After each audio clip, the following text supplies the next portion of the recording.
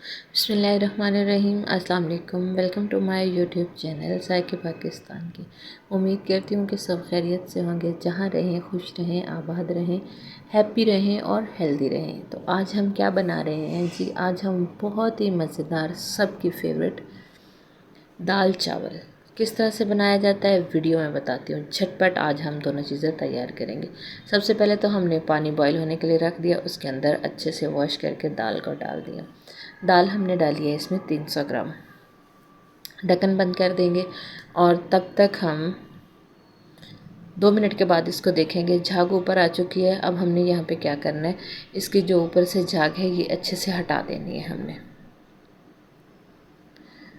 झाग हटाने का काम अच्छे से ही करना है। तो झाग हमने हटा दिया है। अब हम क्या करेंगे, इसमें लहसुन और प्याज, 2 से 3 कलियाँ लहसुन की थी